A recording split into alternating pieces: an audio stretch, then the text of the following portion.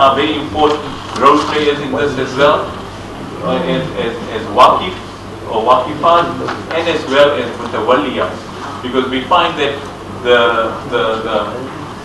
work of Hazrat Umar radiallahu anhu, his daughter Hafsa was the Mutawalliyah of his work.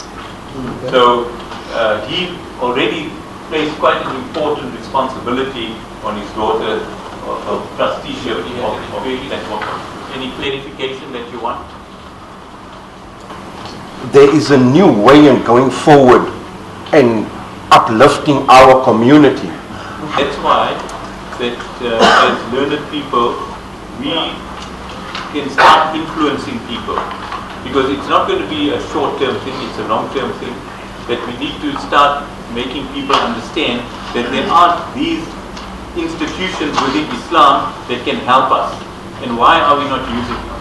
So maybe the language to younger people will be different, to older people will be different, but as the saying goes, you know, if you do what you did, you're going to get what you got. Okay, so it's time that we start to change, having this change, and you will find that there will be elder people actually that will understand it, and they, inshallah, they will support it as well, and we need to get their blessings and support as well. You approach a business person or person that is in business, you would feel that you're putting that pressure on him, because he is the business factor in that small little town. That this pressure now becomes his. What happens to the rest of the people that live in that town? How are they contributing towards uplifting the masjid, the madrasa, the libraries, social structure? I'm saying this because we currently have that problem. Only in your community, to us, yes, by all it's really international.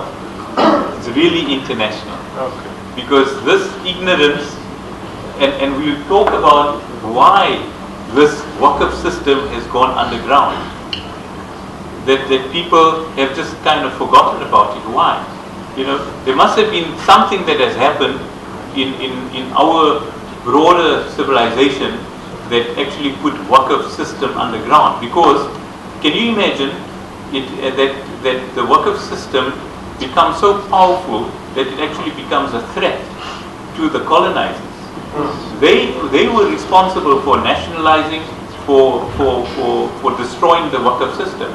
If they could help it, they would destroy our whole madrasa system, which they did do. And it was just fortunate that we came out of it. But in countries like Algeria and North Africa, it was decimated.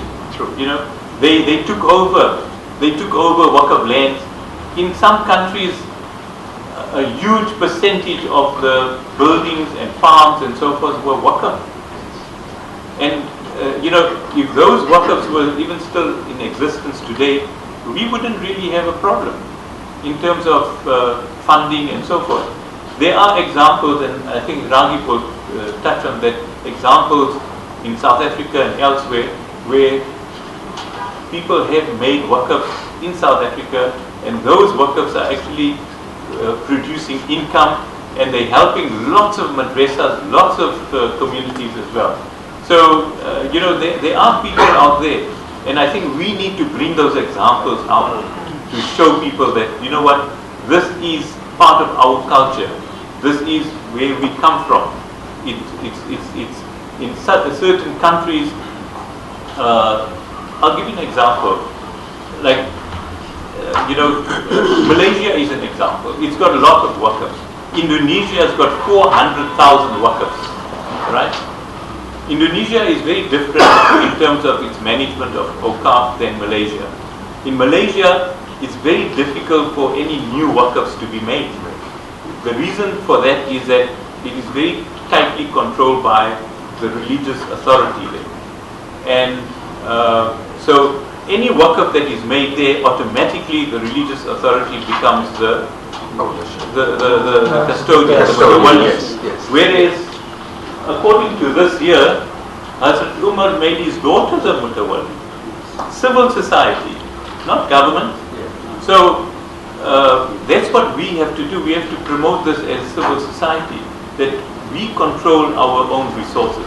We don't, now in Indonesia it's very different. There it's decentralized, and we find even in countries like Spain, Andalusia, the entire Waqf system was decentralized.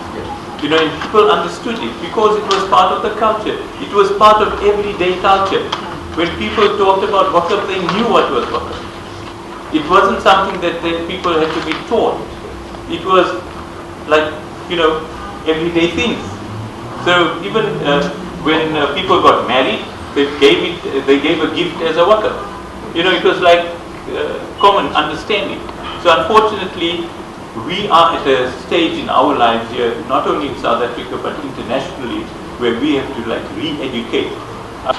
What is really needed is that they must engage in discussions, particularly from the Manabian side and also the committees. Those who are here, I think this, in my mind, this is the opportunity basically for those who are present to go to those who are absent.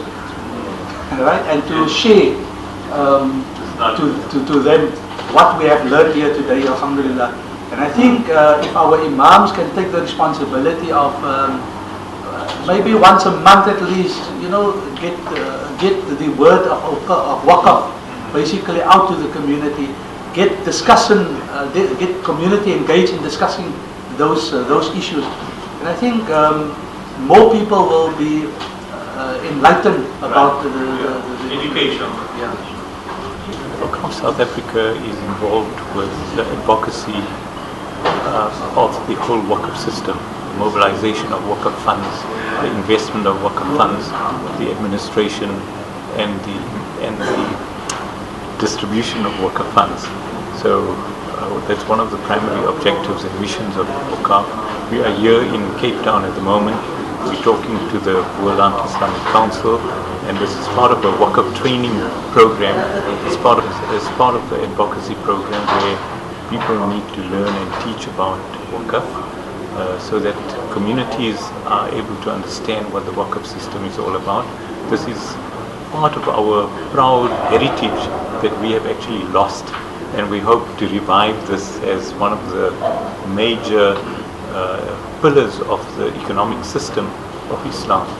So we hope inshallah that this particular project and program and this partnership with the World Anti-Islamic Council matures over time, and that we are able to get the support of the communities, and that this Waqf system will flourish in the world, inshallah. Of the Waqf Cadre training, we are able to empower people who can gain knowledge, people who can get a broader understanding of what the Waqf system is all about.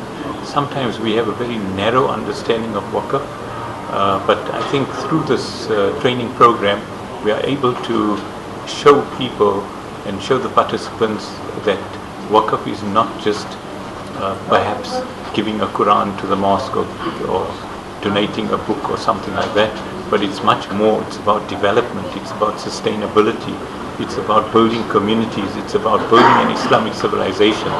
That is what Waqf is all about. So we hope that through this program people are able to get that understanding that Waqf is located right in the whole system of Islam as a comprehensive way of life, and also within the broader, higher objectives of the Sharia. And it is a very important Sharia-based institution actually.